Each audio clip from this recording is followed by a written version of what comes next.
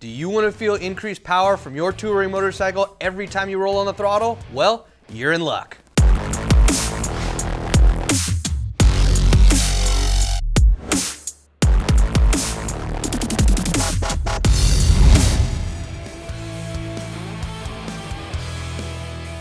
Welcome to the Harley-Davidson Garage. I'm Frankie, and today I'm going to walk you through this Screamin' Eagle Stage 3 kit that takes your M8 engine from 117 cubic inches to 122 cubic inches.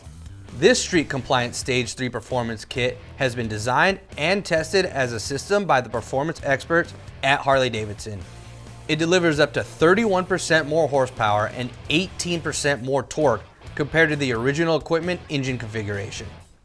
The kit includes 4.155-inch big bore bolt-on cylinders, forged 10.9-to-1 high compression pistons and rings, an SE8 511 camshaft, high capacity tappets, and a Stage 3 timing cover medallion. It also includes multi-layer coated head gaskets, cylinder base, and cam cover gaskets, as well as most necessary gaskets and seals. Check the website to make sure this Screamin' Eagle Stage 3 kit fits your touring motorcycle.